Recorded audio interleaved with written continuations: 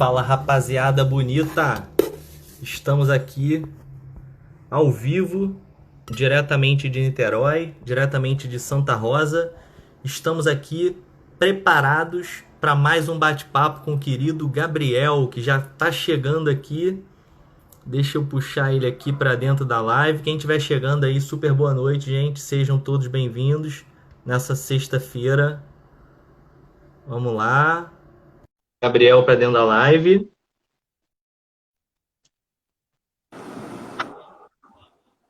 Fala, Gabriel! Tudo bem, Boa noite, cara? Como é que você tá? tudo bem, tudo certo, estamos tudo possível. O Flamengo perdendo ontem de 5-0 não tem como estar completamente bem, né? Mas a gente vai tentar da melhor maneira possível. Pô, mas acontece, cara. Vocês já ganharam aí o ano passado todo. Perder de vez em quando faz É, tem que, bem. tem que aprender a perder, né? Perder faz É, parte também. tem que reaprender a perder, né? Faz parte, Pois é, cara. pois é. Não, E não, não aí? sabia mais como é que era isso. Exatamente. Gente, quem estiver entrando aqui, seja super bem-vindo, tá? A gente está aí com mais um bate-papo, mais uma livezinha com o Gabriel. Aliás, Gabriel, já tem um tempão que a gente não faz, né? Com essa Pois é, correria, pois é. um monte de live, compromisso e estudo também, né, Gabriel? Acaba que a gente não conseguiu dar sequência às nossas lives, mas é bom que a gente tem muita coisa para conversar, né? E muito assunto novo aí para conversar. Manda um beijo para todo mundo aí na sua casa, Gabriel, tá? Um abraço forte para todos aí.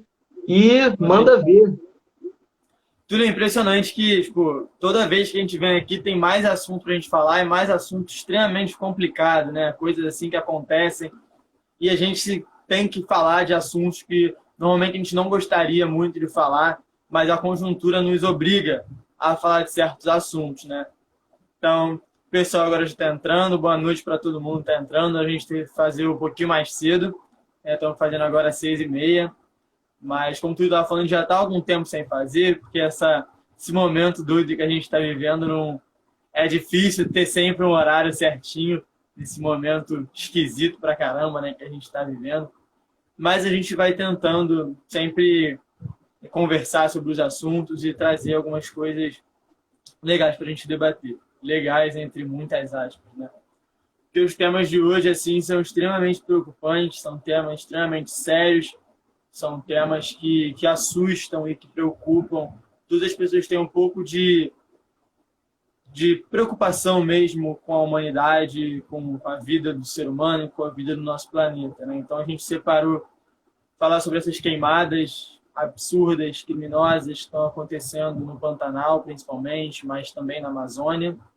E aqui na cidade de Niterói, a proposta de segunda-feira voltarem às aulas presenciais no ensino médio nas escolas particulares de Niterói, que também é um tema extremamente preocupante. Sensacional. Escolhe aí, Gabriel, o que você quer puxar primeiro que a gente fala um pouquinho. O que você acha? Pantanal primeiro? Acho que pode ser, eu falar sobre a questão ambiental primeiro. Show. Então, gente, eu acho que é muito importante quem está assistindo a gente entender esse processo, como ele de fato ocorre. Se a gente falar assim, não existia queimada, não existia incêndio antes do governo Bolsonaro, a gente vai estar mentindo. Sempre teve queimada, só que agora tem um diferencial. Qual é o diferencial? As estruturas que antes fiscalizavam, que antes brigavam, que antes atrapalhavam a vida das grandes madeireiras, da galera que ganha muito dinheiro, tem muita empresa ganhando muito dinheiro nesses lugares. Esse pessoal todo, antigamente tinha vida um pouco mais dificultada por conta das fiscalizações.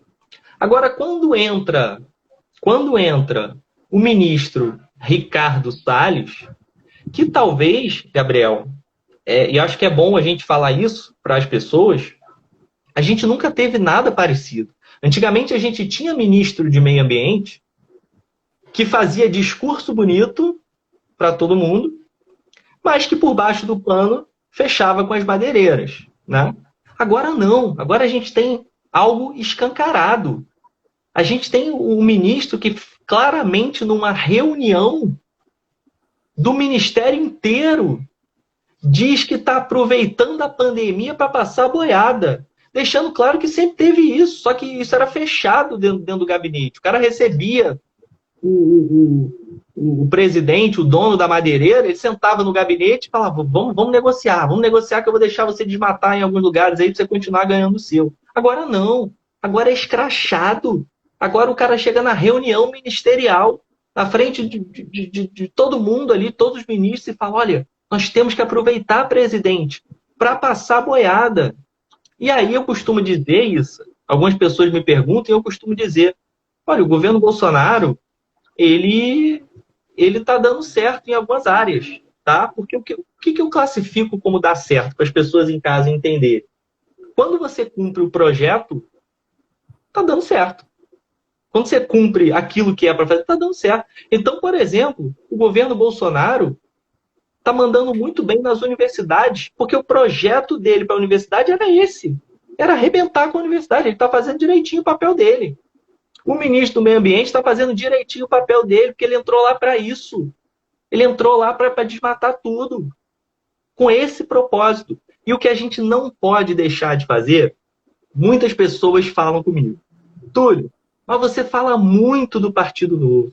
Aí, Gabriel, eu falo para eles o seguinte, mas tem como não falar? Tem como não falar? Porque, olha, o discurso dos caras é que estão fazendo uma novidade. Só que isso não é novidade nenhuma, quer dizer, é novidade para pior. O ministro assumir que passa uma boiada, e aí não adianta falar que mas ele já saiu do partido. Ele ficou 1 ano e 4 meses sem ser incomodado. Ele fez exatamente à risca aquilo que o programa do Partido Novo defende. Porque outra coisa que tem que ser dita para todo mundo, o Partido Novo fala assim, nós precisamos economizar. Até aí concordo. Nós precisamos economizar com os cargos comissionados, com as indicações. Continuo concordando. Só que o problema é que, na prática, eles atacam o servidor de carreira. Aí não.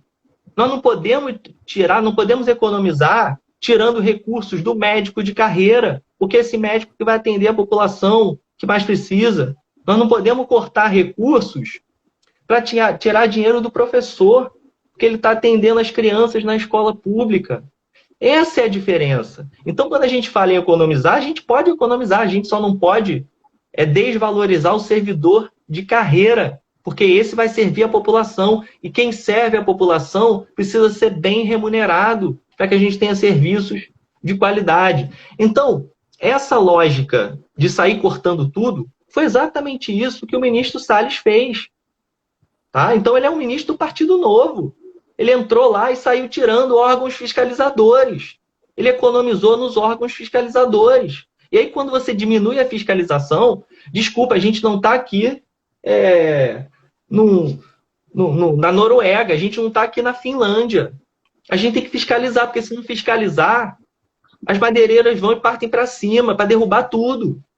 É isso que está acontecendo. Então, para deixar claro, ele foi candidato a deputado pelo Partido Novo. Ele passou no processo seletivo do Partido Novo. E isso é importante que seja dito. Porque eles dizem que o processo seletivo deles é uma maravilha.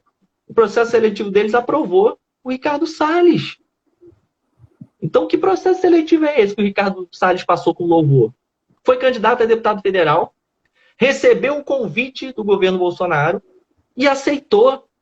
Agora eu pergunto a vocês, tem alguma declaração dos dirigentes do Partido Novo ou do presidente, na época que era o Amoedo, contra a ida dele para o governo Bolsonaro? Nada. Nada. Deixaram correr solto, ficou 1 ano e 4 meses. Quando o Brasil inteiro descobriu que ele estava desmatando tudo e queimando tudo, aí o Partido Novo falou, opa, aí não. Aí não. Só que aí, Gabriel, é que a gente tem que ser claro com as pessoas. Ninguém está aqui de bobo na política. Não existe isso. Não existe o que o senhor Sérgio Moro fez. O Sérgio Moro ficou 1 ano e 4 meses no governo Bolsonaro, aí do nada, um belo dia, ele falou assim, nossa, não estou aguentando esse governo. Essa reunião foi um negócio horroroso. Rapaz, ele participou de 10. Ele participou de 10 reuniões do nível daquela. Na 10ª ele ficou nervoso. Então a gente tem que ser claro com a população. Não tem isso de arrependimento. Ele estava ali porque estava gostando. O Sérgio Moro estava concordando com tudo. Agora, ele não teve o espaço que ele quis. É só isso. Ele não teve o espaço que ele quis no governo. E o ministro do Novo, o Novo sustentou aquele ministro ali até que ele estava queimando muito o filme. Até que ele estava queimando muito. Aí o partido falou assim, não, rapaz, aí vai queimar a gente tá fora. Da mesma forma que o Leandro Lira, não sei se você conhece, Gabriel, Leandro Lira foi eleito vereador pelo Novo na capital, no Rio de Janeiro, votou com Crivella durante 3 anos e meio. Votou em tudo que o Crivella mandava durante 3 anos e meio. Você não tem um tweet do Amoedo reclamando. Aí, no final do mandato, ele resolveu ir para o partido do Carluxo, para sacramentar o que ele já fazia. Agora, a gente tem que ser sério. Você vota no Partido Novo, você arruma um guardião do Crivella. E aí, voltando, porque eu já fui falar do Novo, já meio que fugi um pouco do tema. Voltando para a questão das nossas florestas. É preciso fiscalizar para que isso não aconteça. É preciso combater, é preciso brigar, é uma briga constante. Se você afrouxa durante um período, não tem jeito. As queimadas estão incontroláveis. Por quê? Porque não tem fiscalização. E a ideia é essa que não tenha. A ideia é essa que não tenha. E mais, esse governo aí vai para a reeleição com muito dinheiro. Já ganhou muito no início, tá? Já ganhou muito na campanha de 2018. Na campanha de 2022 ainda, meu amigo, você pode ter certeza. Vão ganhar muito mais. Vão fazer campanha com dinheiro das madeireiras, com dinheiro de quem está desmatando. Isso é grave, é grave. O Brasil está sendo, Gabriel, ridicularizado lá fora. Por conta da política. Isso é política ambiental. É política ambiental do Partido Novo, a política ambiental do Bolsonaro. É essa aí. Não tem jeito, não tem como fugir. Desculpa se eu falei demais, cara. Nada, que isso. Eu acho que quando a gente começa a falar do Partido Novo, a gente acaba se empolgando, porque é um partido que vem de uma coisa, mas na realidade é outra completamente diferente. Então é importante sempre deixar isso muito, muito aberto, né? Dar nome aos bois. Uma expressão que nesse momento acho que eu não gostaria de ter usado, dar nome aos bois, mas é o que a gente tem que fazer agora, né? E eu acho importante a gente, claro, a gente falar que o governo Bolsonaro tem uma responsabilidade muito grande no que está acontecendo. É assustador que ele tenha a cara de pau de falar que o governo, eu anotei aqui a frase que ele disse, deixa eu pegar aqui, disse que o governo estava fazendo um bom trabalho no que dizia respeito, o governo estava de parabéns, o Brasil estava de parabéns na questão ambiental. Qualquer pessoa pode ver que o Brasil não está de parabéns, muito pelo contrário, como você falou, o mundo inteiro percebe como o Brasil está tendo uma política destrutiva de meio ambiente.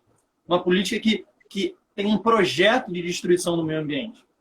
Mas acho importante, isso líderes capitalistas, líderes de direita do mundo inteiro, o próprio Macron agora, né, fez uma declaração dizendo que, e aí, junto com a Alemanha, acho que com a Bélgica, com o Reino Unido, né, de que não iria fazer negócio, porque isso era prejudicial para o negócio do país, para a economia do próprio país, fazer negócio, estabelecer relações comerciais com o Brasil governado pelo Bolsonaro devido a essa destruição ambiental.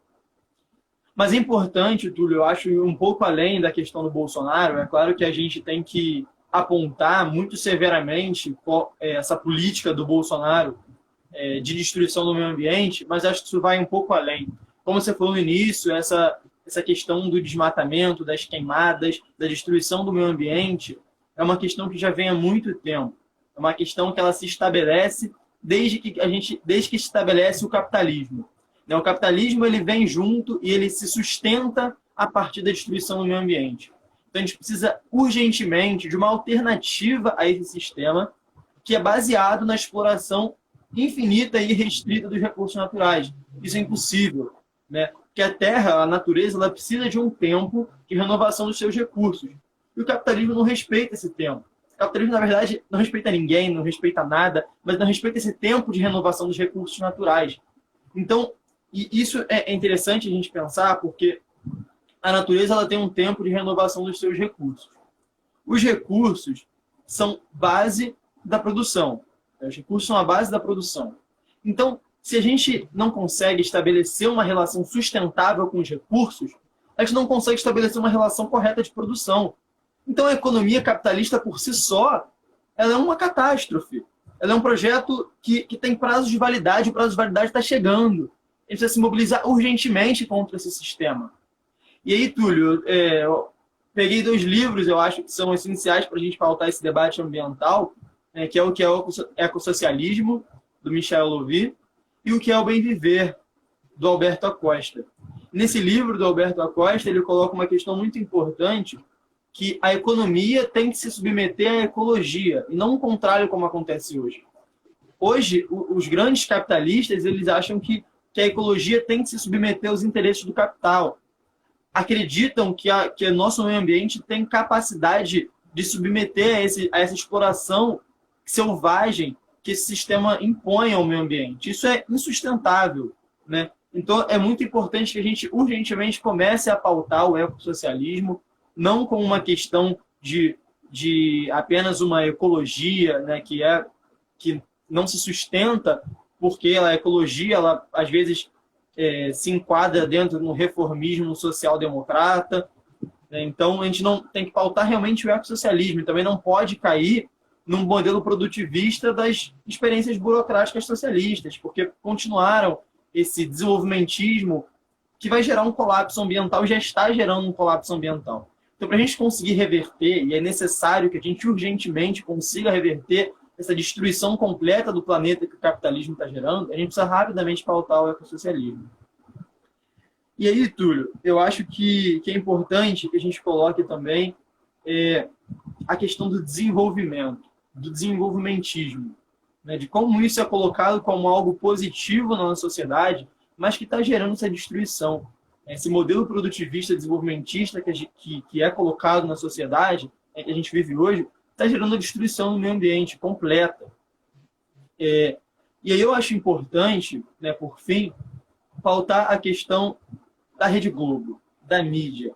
E como a mídia está tendo um papel de apoio ao agronegócio, né, com essas propagandas de agrotech, agropop, agrotudo, né, enaltecendo o agronegócio, ela sustenta, ela financia esse agronegócio que está causando toda essa destruição. 17% do Pantanal queimado. Né? E agora a gente está circulando um vídeo hoje do estado de Goiás, onde você vê nitidamente uma área imensa pegando fogo, e isso é interesse do agronegócio, né? Para criar pastos, para desenvolver o agronegócio. Né? Então é importante que a gente, repito, paute urgentemente a questão do ecossocialismo, né, que a gente consiga rapidamente subverter esse sistema que está gerando a destruição ambiental. Né? O Bolsonaro, o neoliberalismo, representa a face mais agressiva, mais violenta, mais selvagem desse sistema. Né? Então, é importante que a gente agora combata o Bolsonaro, combata esse seu projeto de destruição agressiva do meio ambiente, mas que não pare por aí. É importante que a gente vá além, que a gente busque subverter esse sistema que está causando a destruição do meio ambiente. Pô, perfeito, Gabriel. Exatamente isso, cara. É a transformação do sistema, entender que é algo sistêmico e que precisa ser combatido e transformado. Perfeito, cara. E aí, o que nós temos aí, Gabriel, de mais tema para a gente conversar, para a gente debater? O que você trouxe para a gente aí? Bom, Túlio, eu acho que também é um tema muito sério, que demonstra como o capital ele não está preocupado com a vida humana, né? Como o capital ele gera tanto a destruição do meio ambiente quanto uma crise social muito, muito severa, né? E como ele coloca sempre os seus interesses acima da vida das pessoas. Então, quando a gente coloca a vida acima do lucro, é o inverso ao que esse sistema prega. E aí a gente vê agora políticos, autoridades que estão alinhadas aos interesses do capital, né, propondo a reabertura das escolas, que é algo que a gente sabe que vai gerar mortes, vai gerar uma contaminação imensa da população. E aqui em Niterói, eu acho que você comentou isso hoje, que não tem como entender, o Flávio Serafim comentou também, que no momento que a cidade de Niterói atinge um número, né, de contaminação de morte por coronavírus que não tinha desde junho, né, se eu não estou enganado, o prefeito propõe a reabertura das escolas para segunda-feira. Né? Se isso não é uma política de morte, eu não sei o significado, então, do que é uma política de morte. Porque isso, inevitavelmente, e os governantes sabem disso, as autoridades sabem disso, os diretores de escola sabem disso, que inevitavelmente vai gerar mortes. Né? Então, uma autorização de reabertura das escolas nessa segunda-feira é uma política de morte. Perfeito, Gabriel. E, na verdade, o que a gente tem que entender desse processo, sempre que eu vou falar disso, eu falo sempre de todas as possibilidades que nós temos, né? Nós estamos falando, quando a gente fala em escola, em alguns lugares do mundo, a gente está falando basicamente da mesma estrutura, dos mesmos equipamentos. Quando a gente imagina determinados lugares mais desenvolvidos, a gente fala assim, ó, a escola daquela cidade. A escola é mais ou menos, tem o mesmo equipamento, tem as mesmas condições, todas as escolas, né? Agora, quando a gente está falando aqui do Brasil, quando a gente está falando do Rio de Janeiro, quando a gente está falando de Niterói, quando a gente fala de escola, a gente não sabe exatamente do que a gente está falando. Porque nós temos várias situações. Por exemplo, temos situações de escolas que não têm água. Nós temos escola que não tem rede de esgoto. Olha o que a gente está falando aqui. Tá? Nós temos escola que não tem rede de esgoto. Aqui no estado do Rio de Janeiro. Então, quando a gente fala assim, tem que reabrir as escolas, a gente já está cometendo um grave equívoco. Né? Porque a gente está chamando de escola coisas que são completamente diferentes. Então, primeiro, quais são os problemas de reabrir a escola pública? Que você não tem condições básicas de higiene. E não é para a pandemia, na pandemia. É antes da pandemia. Antes da pandemia você não tem água, você não tem esgoto. Como é que numa escola dessa você vai conseguir cumprir os protocolos para que a doença não se espalhe? Como é que você tem álcool gel numa escola que não tem água? Essa é a pergunta principal que tem que ser feita, tá? Como é que você faz uma distribuição de álcool gel se eles não conseguiram distribuir a merenda das crianças? Como é que faz a distribuição de álcool gel? Então, isso aí é dramático, tá? A gente está falando das escolas públicas que não têm tantas condições de terem equipamentos e de terem o álcool gel e terem os protocolos de segurança cumpridos. Esse é um ponto. Nós temos escolas particulares que também não são a mesma coisa. Tá? Você tem escola particular que tem muita dificuldade financeira de existir. E vai ter muita dificuldade financeira de cumprir todos os protocolos que estão sendo exigidos.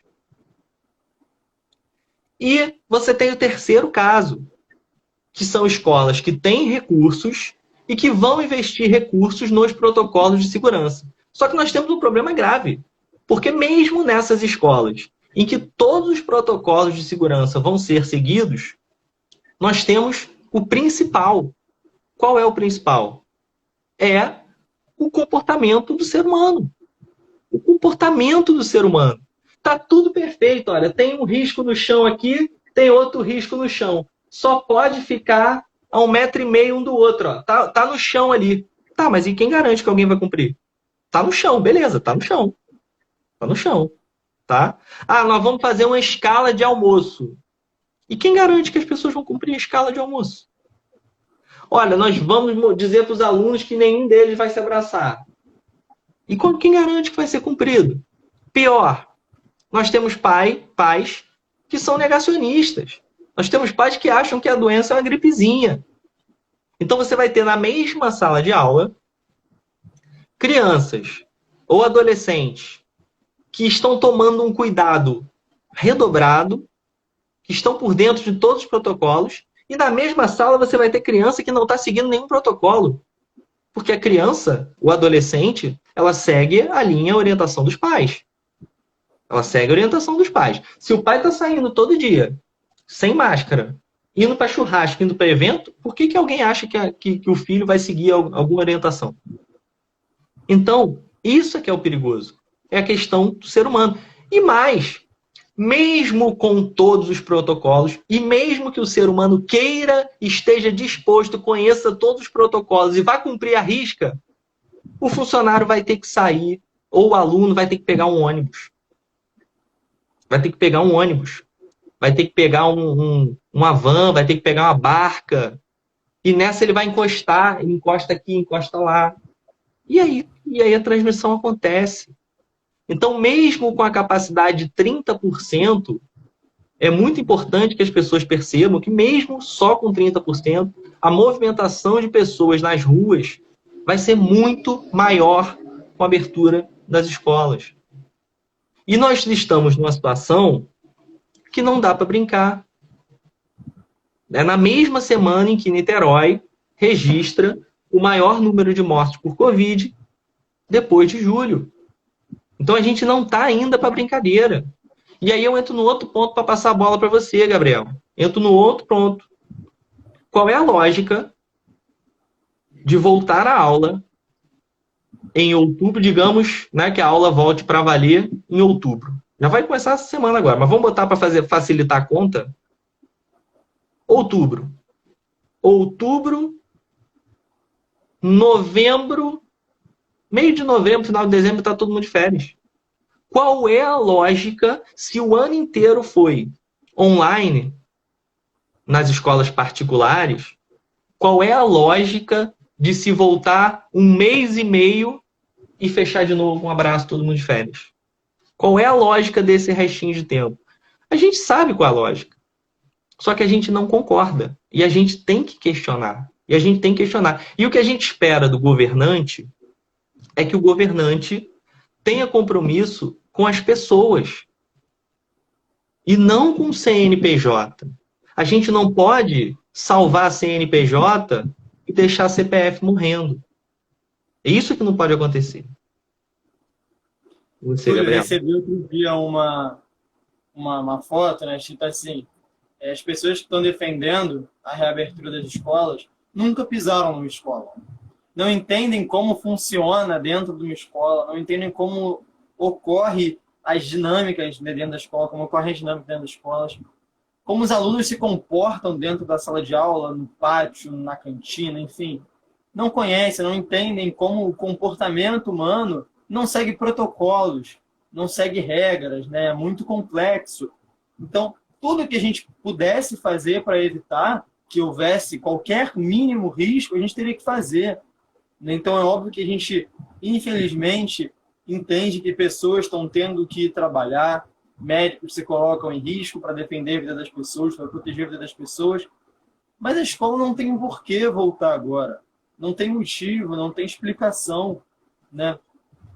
E aí, Túlio, eu acho que quando você fala da questão do transporte, é óbvio que quando você fala que as escolas públicas, muitas, antes da pandemia, não tinham o mínimo de recursos, não tinham o mínimo de infraestrutura para poder alocar os seus estudantes, para poder fornecer aulas de qualidade, faltava papel higiênico no banheiro, faltava água.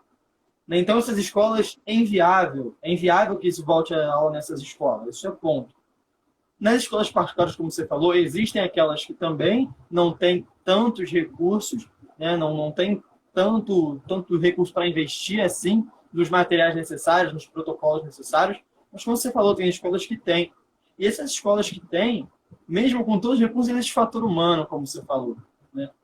E eu acho que, como a gente na semana passada, a gente fez uma campanha, você participou, várias pessoas, né, participaram, vários professores da cidade, vários alunos, foram mais de 50 pessoas participando da campanha, mais de 50 assistindo simultaneamente a nossa live, nosso ato, live contra a reabertura das escolas. Isso demonstra que a população em geral não quer voltar.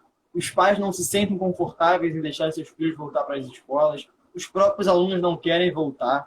Os professores não vão ser ouvidos, não estão sendo ouvidos. Os professores nem a possibilidade de escolha, né, teriam numa possível reabertura. Enquanto os alunos, os pais podem decidir se mandam ou não, é algo opcional a princípio, os professores não podem escolher. Ou eles voltam, arriscam suas vidas, ou eles são demitidos. Então é um cenário muito crítico.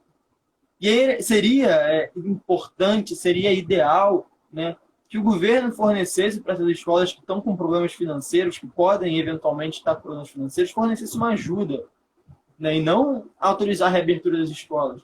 Isso, pelo contrário, não vai gerar uma retomada das escolas, vai gerar com que muitas pessoas, com certeza, se as escolas voltarem, muitos pais, muitos alunos vão cancelar as matrículas, vão sair das escolas porque é uma política absurda, né? Particularmente, se a minha escola resolvesse voltar, eu não conseguiria entender qual seria o meu propósito dentro de uma escola que banaliza a vida do ser humano. Porque reabrir as escolas agora é banalizar a vida, né?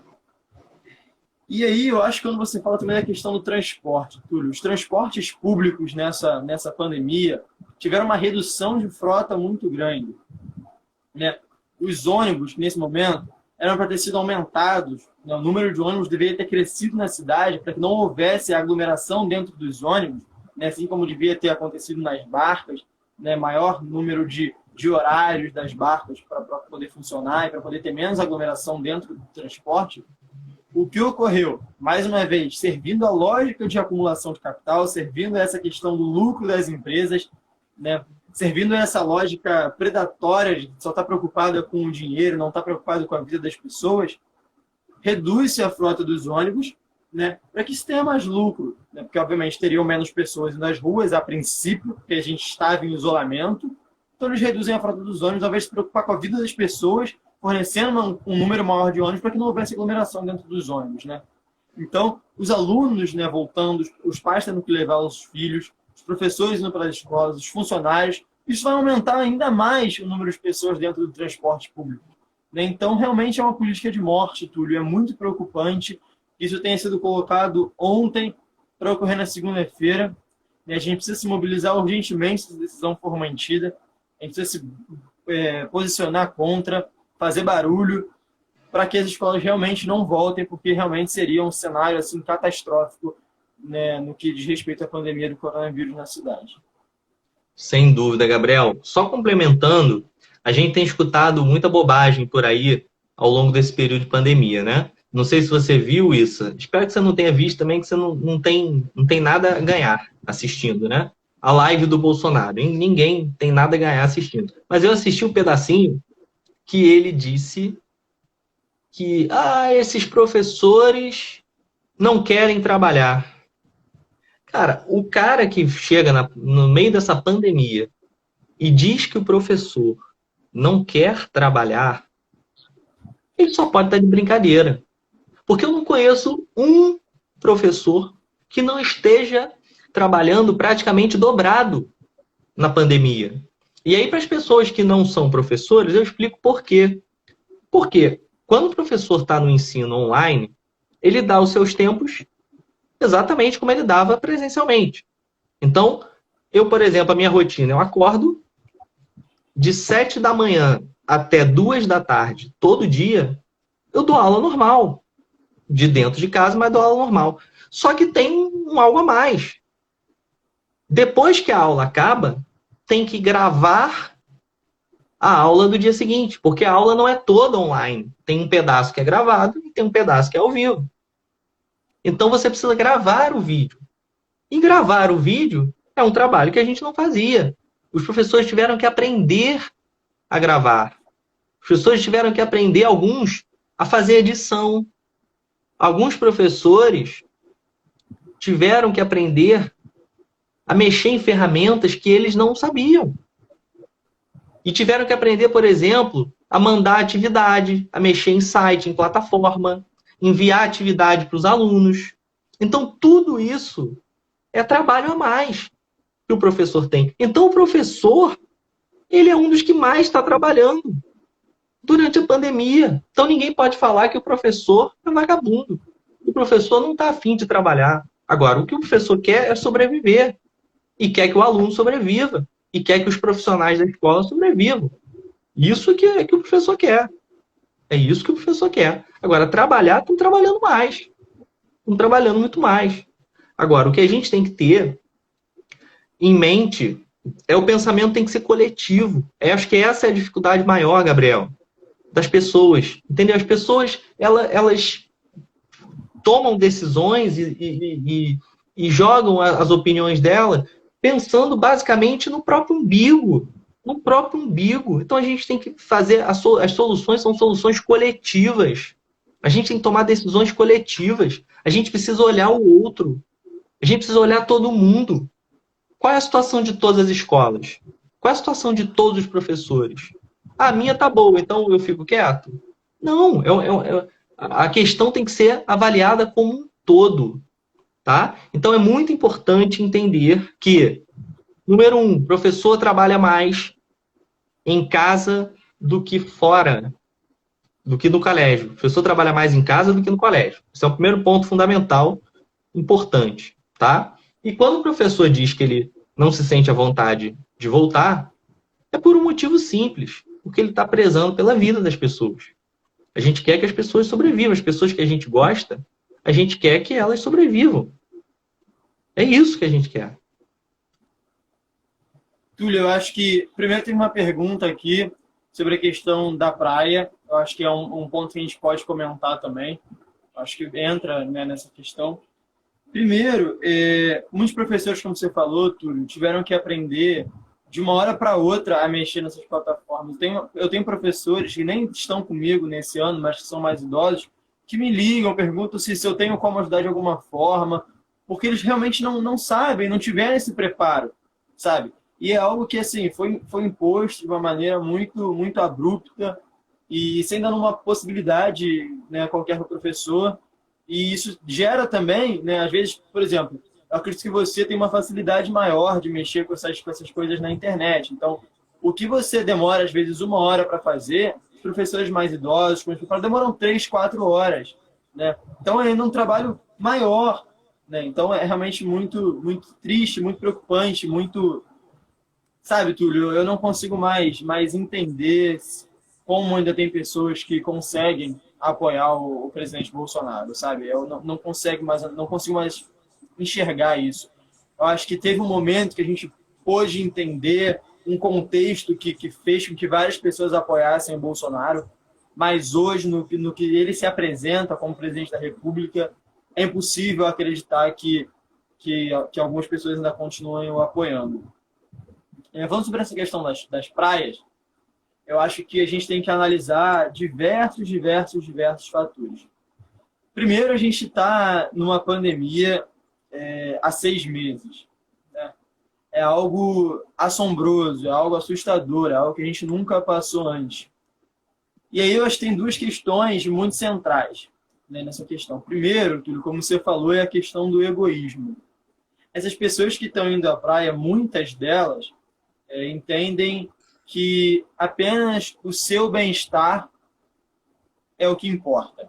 Apenas a sua felicidade é a que importa.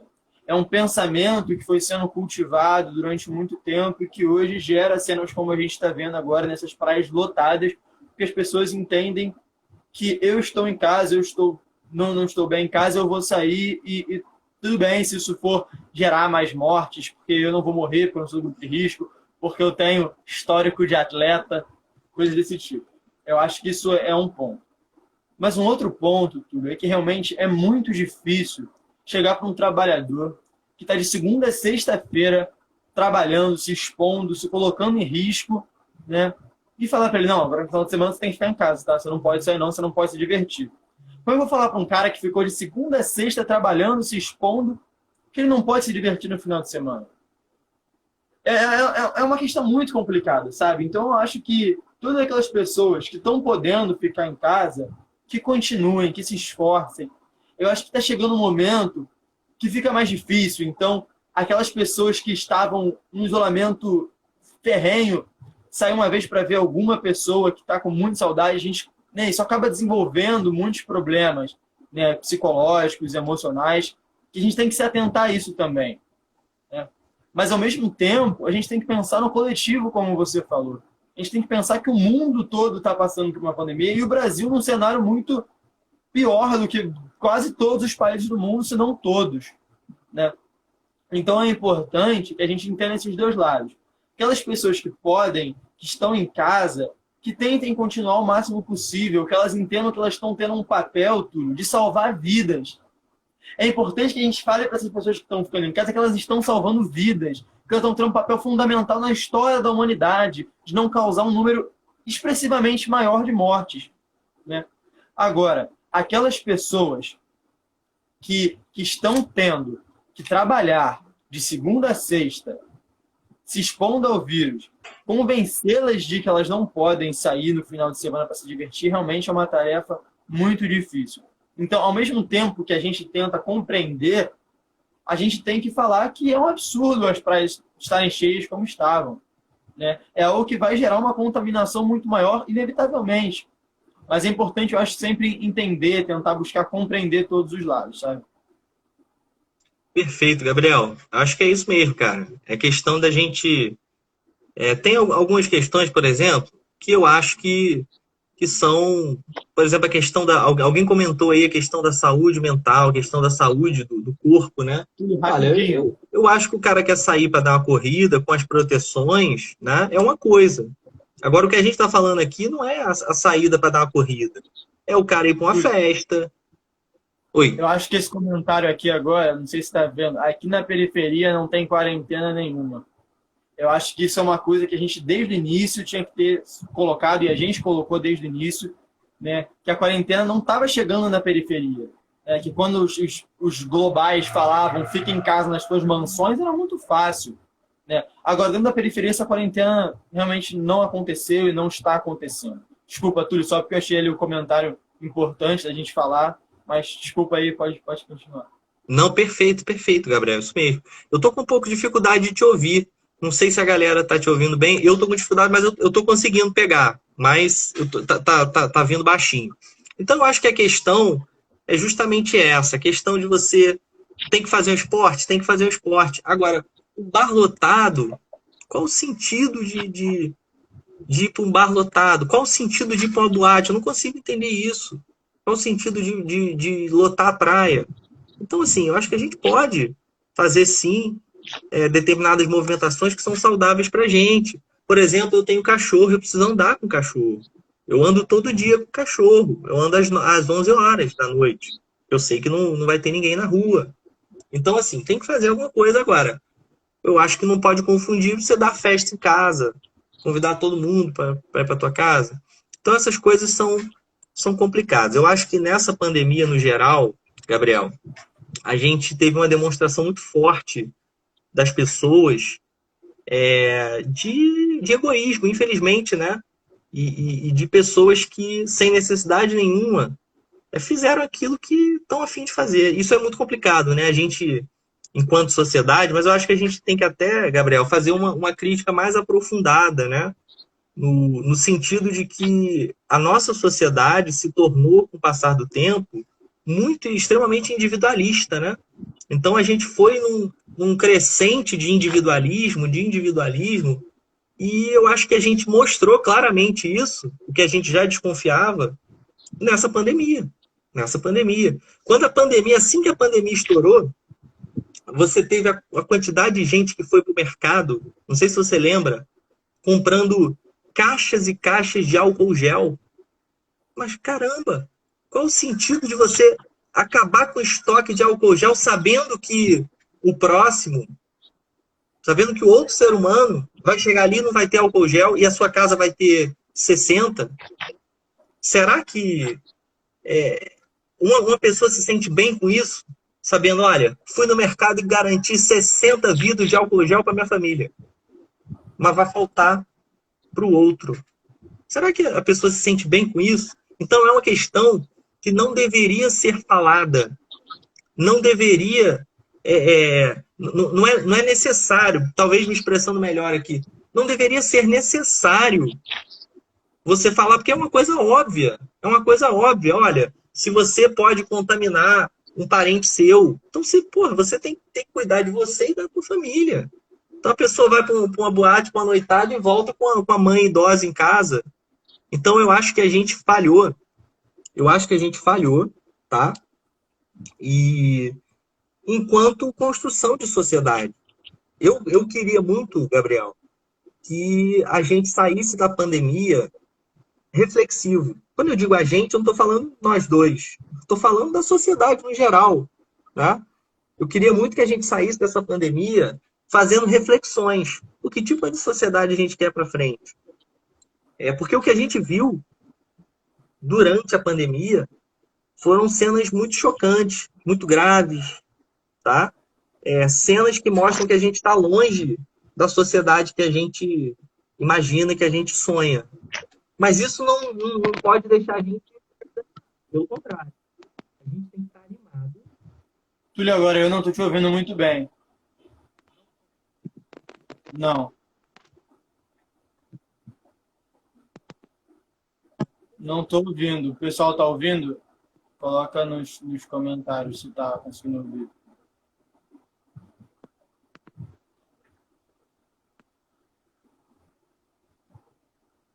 Não escuto, não escuto.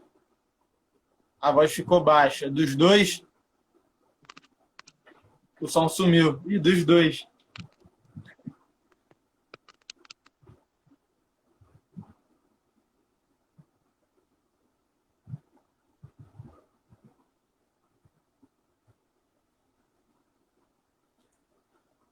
Ah,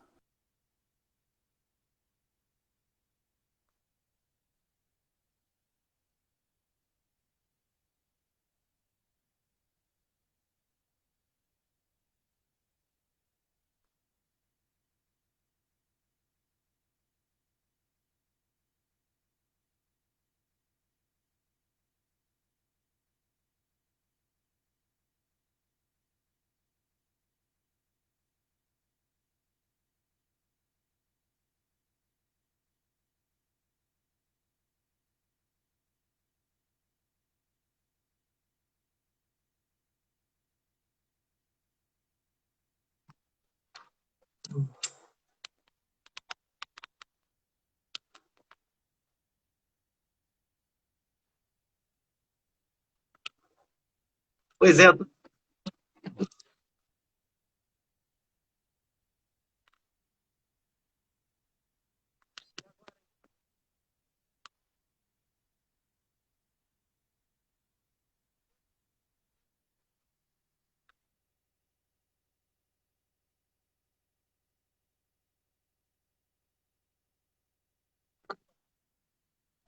Túlio, eu estava assistindo agora, estava te ouvindo.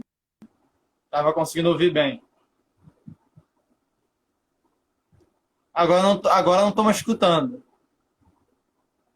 Agora não. Tá. Túlio, eu vou então agora, vou aproveitar que tem mais gente, acho que vale retomar a questão que a gente estava falando antes do meio ambiente. Sabe? Só dar uma passada rápida no nosso debate anterior, porque eu acho que é uma coisa muito central. A gente abordou isso no início, tinha menos gente, o pessoal foi entrando agora.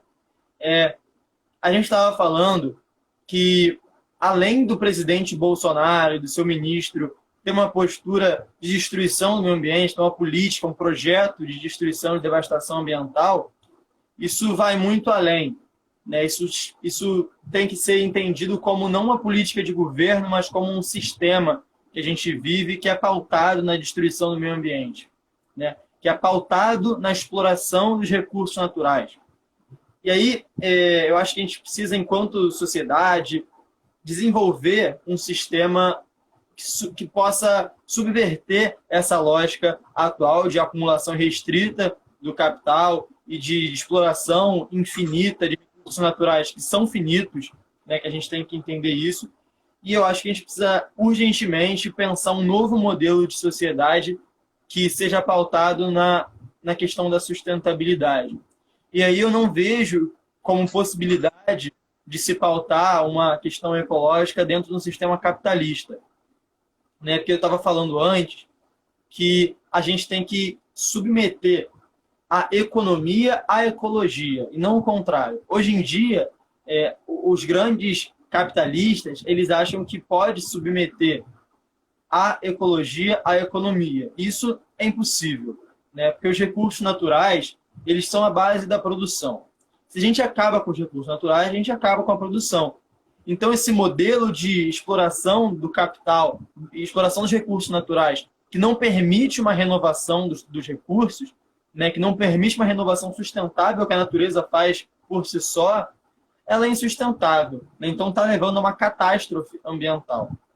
E eu acho que quando Rosa Luxemburgo falava socialismo ou barbárie, hoje a gente tem que pautar o ecossocialismo ou barbárie.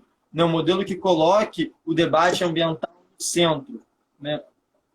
E aí, só mais uma questão que eu acho que é um vídeo que eu assisti há um tempo atrás do Michel Louvi, né, falando sobre o coronavírus, inclusive, e Marx falava que as revoluções são a locomotiva da história. Né? Hoje a gente precisa revolucionar nossa sociedade para parar essa locomotiva. Essa locomotiva está caindo no abismo. Essa locomotiva do desenvolvimento, do produtivismo, está levando o mundo para um colapso, não só ambiental, como social. É necessário que a gente rapidamente, urgentemente, substitua esse sistema por uma outra lógica de mundo, de produção, de sociedade. Túlio, vê se agora tá dando para você. Vê se fala, eu te escuto. Gente, vocês estão me ouvindo agora? Tô ouvindo Voltou? agora. Pô, Voltou. maravilha. Boa isso. Deve ter, sabe o que eu acho? Eu acho que é a internet que aqui que caiu, a conexão que caiu aqui. Mas que bom que a rapaziada tá ouvindo agora. Então, gente, é muito importante que vocês entendam exatamente isso que a gente está falando, tá? No geral, eu acho que a gente está falando de basicamente do mesmo problema, né? A gente tem, e a gente precisa entender isso, é muito grave, você ter na presidência da República, porque não é o seu tio. O seu tio falando no Natal já é ruim, é chato, mas é o seu tio falando no Natal. O vizinho gritando na janela é o vizinho gritando na janela. Também é chato, mas é o vizinho. Agora, os absurdos, eles vêm da presidência da República. É isso que é o mais dramático. É isso que é o mais problemático. Então, quando ele fala frases, quando ele vira claramente ontem e diz que o professor é vagabundo, ele está estimulando o ódio aos professores. E ele está estimulando o discurso. Vocês não têm noção do que é a minha página no Facebook. Vocês não têm noção do quanto que a gente recebe de agressão no privado. A gente recebe, Gabriel, em média, 5 agressões por dia. Tem dia que é mais. Quando a gente cita o Bolsonaro, esse número aumenta. E as agressões são impublicáveis. Impublicáveis. E são todas atreladas ao fato de eu ser professor. Então eles falam assim, professor de sei lá o quê, é um professor de merda, é um professor que eu jamais deixarei meu filho estudar com esse professor. E daí para baixo, essas são as que eu posso falar aqui. Tem aquelas que eu não posso revelar aqui. Mas isso vem do líder, dizendo para a população que tem que chamar o professor de vagabundo, com o seu discurso, legitimando. E aí quando ele vira e diz, ele fala, olha, o Brasil está de parabéns pela forma como cuida das suas florestas. O que é isso? O mundo inteiro está escandalizado. O mundo inteiro está escandalizado. E aí a gente escuta esses absurdos vindo de um presidente da República. Então isso é grave. E eu gostaria de falar com você que está me assistindo que a gente precisa vencer isso. Nós temos uma eleição agora. Daqui a um mês, nós temos uma eleição. Nessa eleição, e aqui em Niterói tem muito isso, Gabriel, você tem vários candidatos. E aí você tem um candidato que é seu vizinho, um candidato que é seu amigo, e que vira para você e fala, pô, na camaradagem, vamos na camaradagem. Vamos comigo na camaradagem, vota em mim na camaradagem. Só que essa camaradagem pode custar caro. Você pode eleger alguém que daqui a 2 anos não tem formação política, vai votar no Bolsonaro, vai estar fazendo campanha para o Bolsonaro. Então, nós precisamos eleger um número grande de vereadores que vão fazer o combate ao bolsonarismo. Nós precisamos enfrentar o bolsonarismo. E a gente enfrenta o bolsonarismo votando em gente que é contra o Bolsonaro. E não é uma questão só por ser contra. É uma questão de salvar a universidade pública, porque a UF está caindo aos pedaços com o governo Bolsonaro. O orçamento da UF foi de 200 milhões para 130 milhões. Mas é milhões, mas você perde 70 milhões. O que você faz perdendo 70 milhões? É grave, é um corte grave, a gente precisa salvar a UF.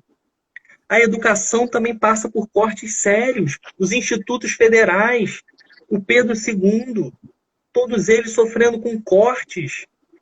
E a gente só faz esse combate se a gente entender e focar em eleger pessoas que tenham compromisso em lutar contra o desmonte da educação pública, lutar contra o desmatamento lá no Pantanal, é ir lutar a favor do professor. É esse entendimento que a gente tem que ter. Na urna, a gente vai dizer que país a gente quer para daqui a 2 anos. Isso tem que ficar claro para todo mundo. 2020 e 2022 são uma continuação, são eleições casadas. São eleições casadas. Não adianta votar no vizinho, no amigo em 2020 e chorar porque perdeu a eleição em 2022. É preciso derrotar o bolsonarismo. O bolsonarismo faz mal ao Brasil.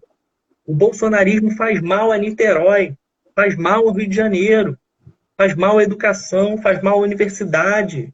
Então é preciso derrotá-lo. Isso é o mais importante. Falei demais, Gabriel. Não, é porque realmente o Bolsonaro lhe dá uma margem do que a gente falar, porque realmente é algo, eu acho que nunca houve alguém tão abjeto, alguém tão boçal quanto o presidente da República.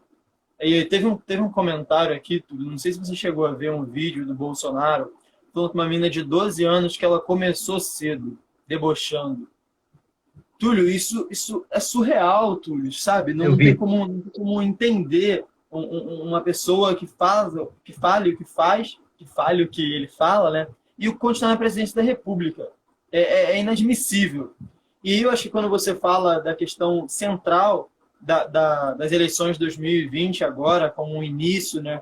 E das eleições de 2022, esse 2022, como você já falou algumas outras vezes, perfeitamente, vai definir os próximos 4 anos, né? A gente vai ter que lutar pela democracia, mais uma vez, no ano de 2022, agora também no ano de 2020, claro, mas em 2022, Bolsonaro for reeleito, é muito provável que haja uma ruptura completa, que já está se iniciando, né, nesses primeiros 4 anos do governo do Bolsonaro, já está se iniciando, e é capaz de haver uma ruptura completa das instituições democráticas do nosso país, né, de uma democracia já frágil, já jovem, já que não garante direitos a todos, mas que a gente precisa, por enquanto, defender essa democracia, né? E aí eu acho que surgiram algumas perguntas aqui, alguns questionamentos sobre o PSOL, né? O PSOL foi um partido que essa semana completou 15 anos de existência, é um partido que nos dá muito orgulho de sempre ter lutado ao lado da população, ao lado da classe trabalhadora, ao lado dos LGBTs, dos indígenas, dos negros, das mulheres. É muito importante, a gente tem muita honra de estar num partido que sempre esteve ao lado desses grupos, né? Que nunca traiu a sua classe e que agora vem com um projeto lindo aqui na nossa cidade de Niterói, né? Com os pré-candidatos Flávio Serafim e Josiane Peçanha, 2 professores, 2 pessoas que defendem a educação pública de qualidade, que defendem a democracia, né? Então, acho que surgiram algumas perguntas sobre o PSOL, então é um partido que realmente nos dá muito orgulho, é um partido muito necessário, né? A gente tem 10 deputados federais na Câmara que fazem muito mais barulho do que bancadas de 40, de 30 deputados, né? E por último, Túlio, eu acho que a questão do ódio é uma questão que a gente precisa pautar com muito cuidado, né, no nosso país atualmente. A gente não consegue mais propor um debate político no campo das ideias. Isso se tornou impossível no contexto que a gente está vivendo hoje. Qualquer tentativa de diálogo com pessoas, né, que são de extrema-direita, com pessoas bolsonaristas, que a gente tentou um diálogo em 2018, hoje em dia é insustentável. Essas pessoas só conseguem propagar o ódio, propagar a violência, propagar tudo de mais bizarro, né? E eu acho que desde o início é importante que as pessoas pensem, né, o que o Bolsonaro demonstrou desde sempre na sua trajetória. Quando o Bolsonaro, durante a sessão do impeachment da Dilma, falou pela memória de Carlos Alberto... Vai acabar em 30 segundos. Então, nisso ele devia sair algemado. Carlos Alberto Brilhante Ustra foi um torturador da ditadura militar.